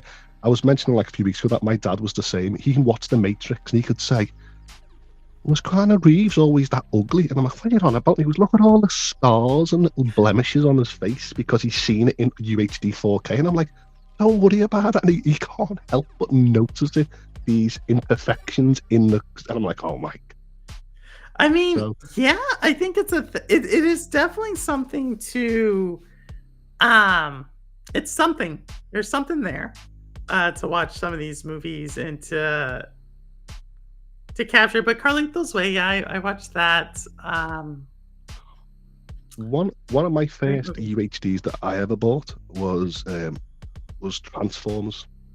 I just remember that was one of the first movies where I intentionally went out to buy it, and then when I put it in and I seen like all the CGI and the Autobots and the Decepticons, because sometimes when you go to cinema, it was just too fast. You know, there was shards of glass flying everywhere and Mm. bombs, and there was too much. Then when I watched it in the house, I just seen like so much detail of like color, light effects, and I just remember being blown away. And then that's why I went out and I mentioned this the other day. I went out and bought Ender's Game and Valerian, the Planet of a Thousand It- Planets. And I just remember going out there and just remember seeing these sci-fi movies with all these like radiant colors that you wouldn't see on Earth. And I just remember just going, yes, this is the way I want to consume. how you want to consume it. I'm surprised that my passion for physical movies isn't for physical gaming though. That's to me something that's still it's not quite there. I think the whole point is because when you look at like what you're getting, you're sort of going down to like a feature like Dolby Vision, Dolby Atmos, and stuff like that. That's what you're ingrained in the cinema. There's only a handful of movie and games like sort of Gears 5 that got like this effect. So in gaming, you can sort of just keep having a standard because it's not really going to enhance that much, should I say, compared to when you compare VHS to DVD, DVD to Blu-ray, Blu-ray to HD. So I think like we don't apply it too much to gaming, should I say? Yeah, I agree. I agree. But I do to a point because, like I said, if a game because it doesn't support high HDR, I'm sort of the first one to sit there and go, "Oh, the illuminance and the brightness," and you See, know I what I mean. don't I need have to I have. don't need that in gaming. In gaming, and I would be interested to hear Rabalika's point of view on this because if y'all did not know, Rabalika, who's in chat, hopefully she can feel better, is a sim streamer. So obviously, it's not about HD for her. I'd be curious what pulls her to The Sims. For me, I don't need it though, Holt. You know, I need a story. I need a Well, solid see, story. this is why, and you were talking about Nolan North, Batman. In the games of Batman, that's why I want HDR because if Batman's wearing a black cloak, his armor's black, he's in a dark Mm. city, and he's in a dark alleyway. To me, I just couldn't have one standard scene rendered like that. I need, like, say, Dolby Vision where it renders everything and then it picks up different blacks and illuminations and then makes it more vivid, should I say? And that's when I can start identifying little stuff. Well, I think one of the best 4K crossovers, I actually have it on the shelf back there, is the Dark Knight trilogy for this exact same reason. Because it's very dark, and I could tell in a video game it also is probably very dark. So I could see that. And that is why I love the idea with like what's going Dolby Vision. I love having that extra metadata that actually heightens that scene, each scene by themselves. Because when you don't have like Dolby Vision, you just have a normal HDR. It renders the whole movie in one like codec or whatever it's called. But with other features, you can sort of render scene by scene, and that's when you can start picking up the difference and all that. That's what I like in gaming and movies. Hmm. So Yeah. when I lose that illumination of like the brights and the darks and stuff like that, I feel like it doesn't give me that great experience, and I feel like it becomes saturated. So when I look at Mm. it, I can always walk past stuff and go, oh, Saturation in movies. Gaming. Yeah, I think for me, I don't know. I'm curious how gaming's going to evolve. Like I said, I think everybody's trying to tackle it differently. I'm wondering I if don't want. you don't want what. But I was saying this on when I was on the Shades of Purple episode, when I said gamers are very confused. And you'd ask me a question, what do you want, Holt? And I was like, I'm a very confused person in the point in gaming. I don't want now to go more in graphics. I don't want to hear the term 8K. I want to see better textures, better mechanics, better features than ever jump forward. I want to take it back and say, stop talking about all this teraflops and Teraflops. fidelity going forwards. Just make games and dial it back a little bit. Perfect Yeah, what but you've there's a got at the whole moment. crowd that wants them. And Silent Cypher, we mentioned Silent Cypher's in chat, y'all. Again, Xbox International just did their 100th episode yesterday. So, and Silent Cypher asked a really great question about what would we wish we could have in the gaming industry. So, Silent, thank you. I answered. I brought that up earlier in the show, but yeah. But go ahead, Solts. Keep going. And it's very interesting because I could play the likes of Tekken 8 on a great PC or a PlayStation 5, but I really enjoyed it going back to a handheld at 800p. And then when I realised when you haven't got all these flashy effects, I really just enjoyed sitting down and focusing on the fighters, nothing else. I just really focus on the mechanic of the game, not the resolution, not the frames. I really enjoyed it just sitting on a handheld. So to me, I'm like, go ahead, keep going. To me, I'm like, give me these experiences going forward. Give me more optimized games where I can access them on more platforms. Doesn't matter if it's cloud, doesn't matter if it's on handheld, and then give me the choice. Than ever saying to me, Holt, you need the next best GPU, you need the best PlayStation 5 Pro, you need the best this. I'm like, no, just dial it back and optimize. I mean, for me, like I said, and I think some people, Holt, you should if you have a chance, go back and watch that, because a lot of people some people, when Silent asked that question, were saying just that. It's just the game mechanic. Silent brought up playing Brotato, which is a $5 game. Also, it's on Game Pass if y'all have that. And how he spent 50 hours playing this very basic game mechanic type of game. Like, you don't need to spend a lot of money to make a great, enjoyable game. I've said this to you before, Purple. I've mentioned this before, but it's thanks to your streams that I've been watching more indie titles. Oh my Now, goodness. I've been really enjoying the mechanics and the art style. That I've been going, oh, I need to buy that. When I've been looking on the internet, they've been very cheap, affordable, and very compatible on my devices. And at me, I'm like, I've been putting 10, 20 hours in these games, and to me, I'm in love with them. Then having these big blockbuster hitters, and I'm like, just something that clicked over the last few years where I'm going, why was that game, to me, felt innovative and great, but that AAA didn't. And I don't know if I'm AAA fatigued or... Well, I think it's not necessarily AAA fatigue. I just think that the people who can put hundreds of millions of dollars into games, generally, to give investors that type of...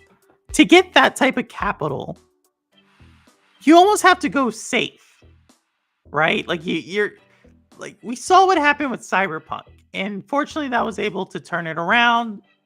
But I don't think I think it's really hard to spend that type of money. You know what I mean? I don't know where the investment goes to develop a game, because I'm not a developer. But my game of the year last year was Octopath Traveler. I just love seeing that. It was 16-bit, 32-bit, whatever bit it was. And just having that old school mentality with great music, great effects, and great story.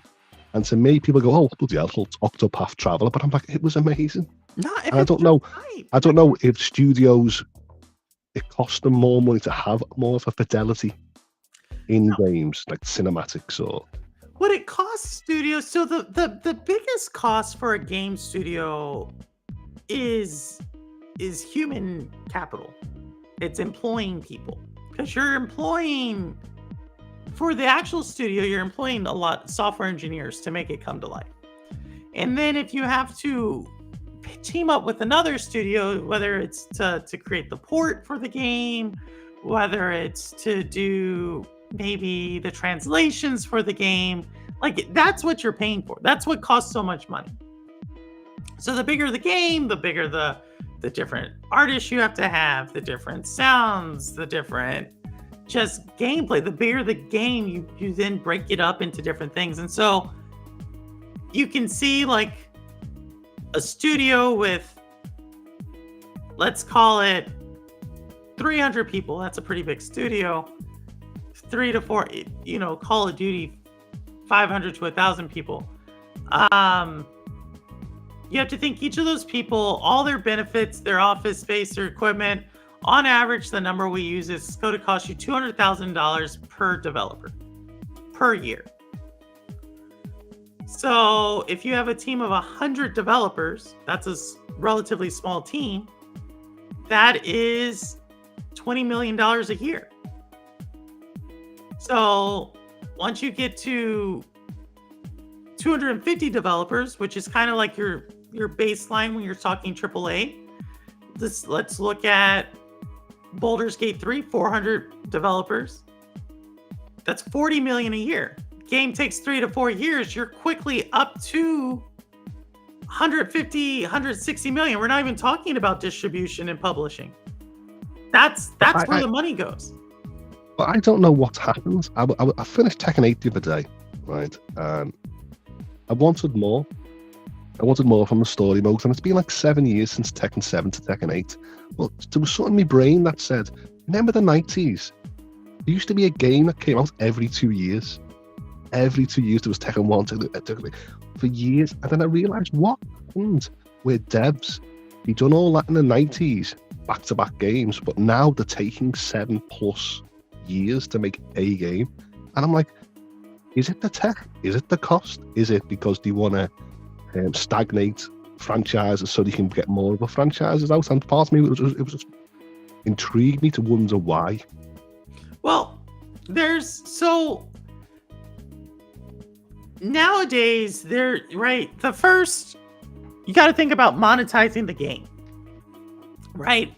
The biggest sales for most games happen the first week of the game's life cycle, right? And then it kind of goes down after that. However, you're trying to make the tail as long as possible. You're trying to monetize as much as you can. You don't want to leave money on the table. So yes, could they put out a game in 2 years? Sure, but they're going to rush to put that game out, and they're going to leave money on the table, meaning that they're not going to be able to monetize. If you're talking about Tekken 1, then Tekken 2 in this theoretical portion, they're not going to be able to monetize Tekken 1. So there's a lot of that going on. They're trying to squeeze every dollar out of it that they can. But these franchises boomed in the 90s and the early 2000s doing these methods, and never once heard the franchises suffering through sales by bringing the next one in every 2 years. It was cheaper to produce. You had smaller teams. It's just like everything else. So what happened? Because I thought in the 90s it must have took some effort to code effectively in the 90s, especially arcade machines, then bringing it to multiple consoles, because the consoles weren't similar in architecture, so there must have been effort. How did they develop them? There was, but you just have to think about the amount of data that was on a game in the 90s versus the amount of data that is on a game today. Yeah, no, right?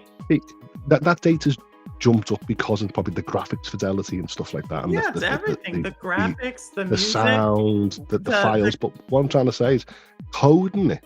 How did the development team code that game so fast for new consoles and the old consoles and all that, effectively to release a game in 2 years?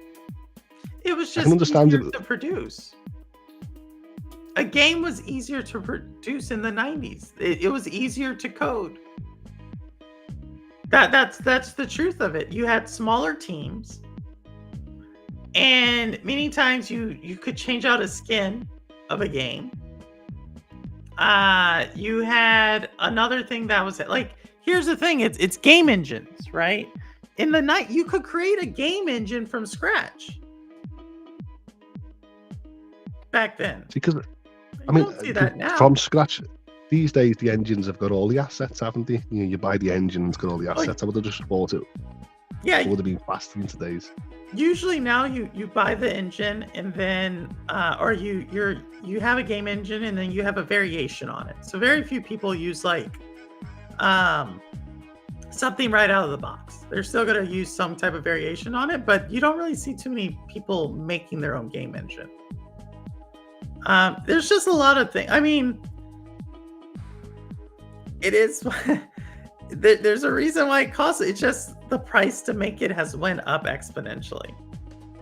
And you also are producing it for more platforms, right? If you go back to the 90s, you maybe had 3 platforms you were producing the game for, maybe. Now you have 7, 8, 9 that you're trying to optimize for. You're also, if you think True. about the 90s, you didn't have, how many times did you have language? Like there wasn't that many. Do you know what? Go Do you ahead. know, when I just mentioned language, I had a disconnect in Tekken 8, and I can understand why they've done this approach, probably to save money with all like the localization and the language and the whatever. But in Tekken 8, all the characters they're all from around the world. They could be Portuguese, Russian, German, British, Japanese, Chinese, and they're all talking to each other in their native tongues. And I have to read English subtitles because that's how they do it. But every character seems to understand every single language. And to me, it's like he could be in the wilderness of Japan, this martial arts expert who's been training up that mountain for 30, 40 years, and he just met this young German kid. And to me, I'm like, I can understand why you do it, because you don't want to make the whole game in German and Russian and Japanese and English. So he just incorporated segments of that character speaking in native tongues. But to me, it was so disconnecting seeing that I can't understand the languages, but everyone on the screen could understand each other. And it was never explained why they could all understand each other. I don't know. Nobody just said like the Mishima Cybot 2 had like AI in an earpiece and they all could translate using the latest Samsung phone or Pixel. Well, I think now it should be interesting what happens in gaming going forward. Like I said, I think it should be interesting. Right now, the name of the game, definitely for Sony, is how do you cut cost, as I was saying earlier. So I think Sony's going to probably be one of the first ones to experiment with some of these techs. Universal translators, Babblerish, maybe. It's going to be interesting. I think Sony's cut a lot of costs in the past, because when I look at like God of War Ragnarok, Spider-Man Miles Morales, Spider-Man 2 and stuff like that, I don't think they were next gen games. I think they were just a slight step in the right direction, but they used a lot of assets and stuff like that from the PlayStation 4 and PlayStation 5 development. And I feel like they're doing that intentionally to get the game out faster, should I say? Well, they're doing it intentionally to, get the game out faster as part of cutting costs, right? But that's the thing. Like, why we've seen the Division 2, we've seen that screenshot that's like, this screenshot costs $200,000. I mean, that is the push. How do you cut cost? Well, I would love them to sit there and say, you figured it out how to cut costs in Nintendo. Your whole thing is how do you bring customers along? Like I said, and if you're Xbox, you're trying to, how do you get more people to play your game? They're all. Well, I think Nintendo's done great. At the moment, the 720 handheld and 1080 docked, and I feel like just having a slight increased 1080 handheld and 1440p in docked, and related to the Steam Deck and related to the ROG Ally and the Legion Go, and just say, this is what people want at the moment. This is what displays they got. Keep it at that resolution, but we can have more features and mechanics in our games to innovate, but just accept this fidelity. I'll be happy if you just say that and gamers start changing their minds that we don't need 4K at the moment. It's got to be You two hard. okay.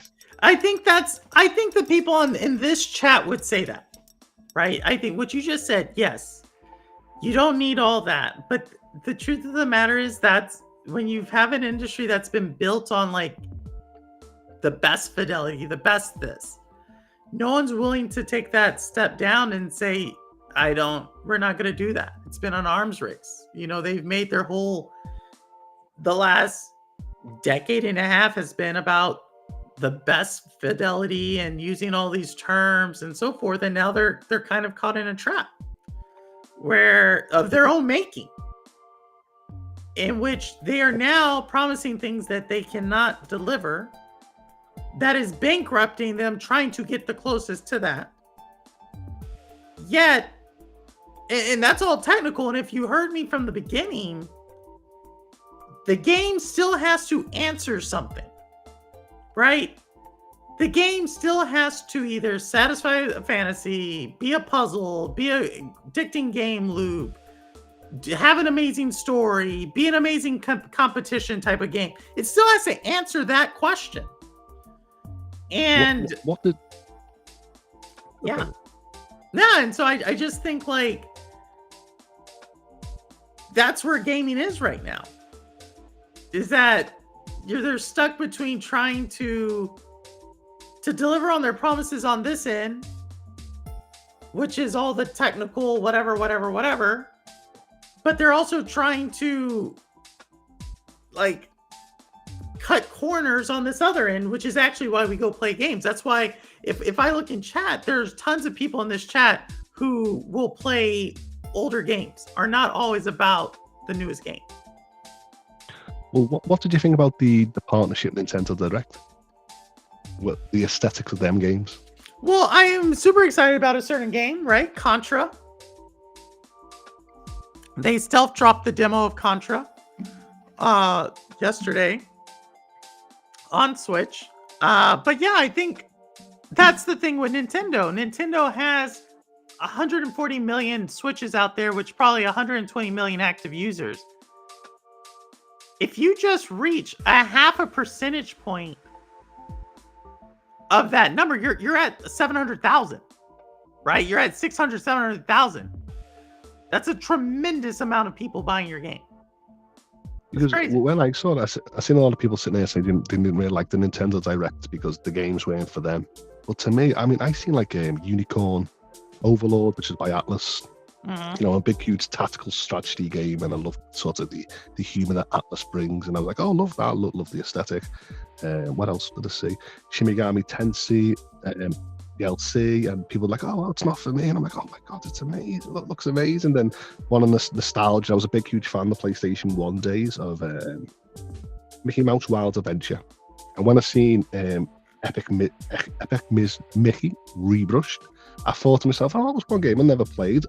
Oh, now it's on the Switch. I'm definitely going to play it. And to me, I just seen this like fun-loving lineup of games that to me it was like, oh yeah, I have to play them, and it didn't scream AAA in the sense that high fidelity in frames.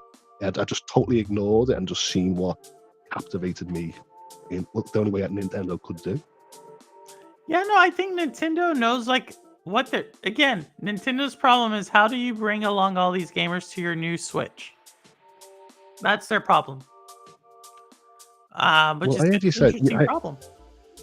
Is it being confirmed 12 months? I heard you The mention that rumors, Switch the 2 being- rumors are leaking. They're coming out that it's going to probably be 12 months. But I actually think this may not be as bad of a thing as you think, because what is one of the criticisms Nintendo always has when they come out with a new console? There's no games for it. Like if you've been There's no games. No, but you've heard Loads of this. games. We heard this for 64. We heard this for Dreamcast or GameCube. GameCube. We heard this for Wii. We heard this for Wii U. We heard this for the Switch. That there were when a new console releases, the first thing you hear is there's no games, especially for Nintendo. I think what Xbox it has is, backwards compatibility, so it gets around that. Sony somewhat does where it can play like PS4 games, but Nintendo always has this issue. I don't know. I was always happy with my lineup of my my devices, my GameCube, my 64, because they had games. I think the problem was with Nintendo, a lot of them, especially with the Switch, they were games from the Wii U getting reported and redesigned for the Switch. That's why people bashed it. But to me, the games that I love is the same, like Zelda's, the Mario Kart. Yeah, they're amazing games. And I think what it is I think people latch on to them exclusives and they go, this is the same with Xbox. All you're getting is Gears, Forza, and Halo. And I'm like, so? That's all I want in launch. Well, at least PlayStation, at least they sort of brought new IPs and franchises each generation. But on the PlayStation 5, they sort of slowed down.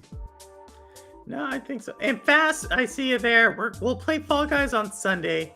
This is my Shades of Purple show where I talk to content creators or just open it up to the community for anybody who wants to talk about gaming or current events or anything that they want to talk about. But on Sundays, y'all, I will be playing Fall Guys for sure this Sunday.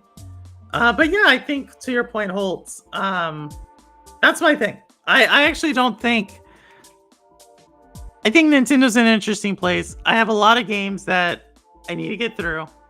I am not in a rush for a new Switch. I know someone like Silent Cypher, who was in chat earlier, is.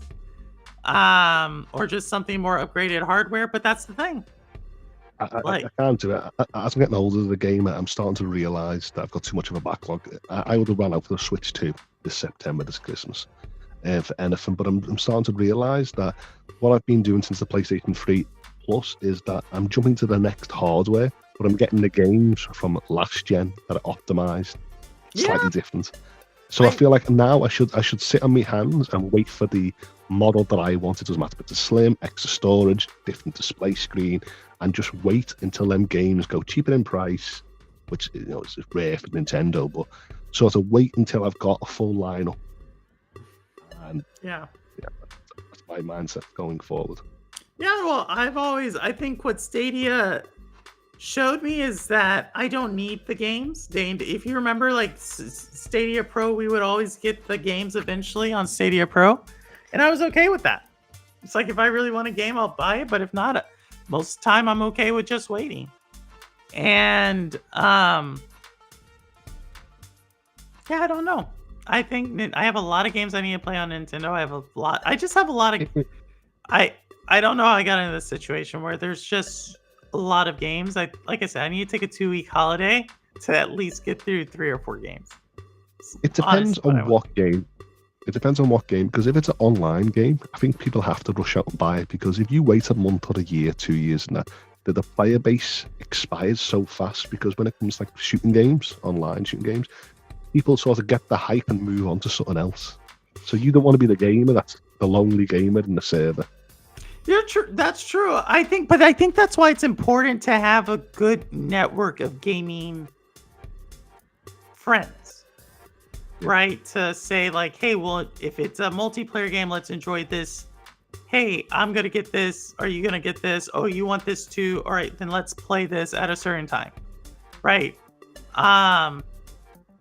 This is actually the what you're hitting on, Holtz. I know you didn't ask for that. But you're actually hinting on why I wanted to make another type of piece of content that was a community play content. Sure, I'm doing Fall Guys now, but I also wanted to, for those multiplayer games that I know I want to play, Ghostbusters, Remnant, Fall Guys, these multiplayer games that maybe has already had their time in the sunshine, but I know I want to play it, and I know other people have it, and they just don't play it because they don't have anybody to play with. I wanted to create that kind of community, or at least that type of content where people could go to it. The game is on sale, free or drastically discounted, and we could play it at that time. Well, I was annoyed with a feature and once again, it's not bashing Tekken 8, but it was a feature that I was annoyed the other day. The online feature, there's a battle called Group Battle Mode, right? And I was trying to play a mode of that, and I was sitting in the lobby by myself. I was there for like 40 minutes, and no one was joining in. And I actually went on the internet to actually think, oh, is the mode broken? Then I found out what's happened is all the elitists and the achievement hunters and the trophy hunters, they've already ran out, played that mode, and then they don't want to play it again. The feature's probably boring to them. You just want a one-on-one battle. So I was sitting there going, okay, I want to try this group mode.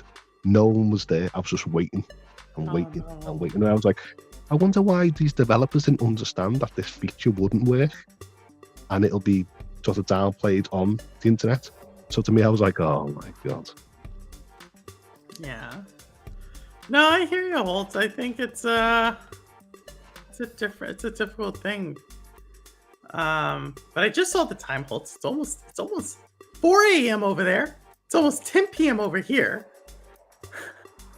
So it's great. I'm only 5 hours ahead of you. Oh, it's almost 3 a.m. It's crazy. Hopefully you have the day off. Still late. Yeah, it's still late. So I think I'm gonna. I know people in chat, but we've not been well the last week neither. It's something's going round. I don't know what it is. All my friends and family and stuff like that. Rebolica's sick here, so wishing her she gets well. I think there's a couple of other people. I think Serena was also not feeling good not too long ago.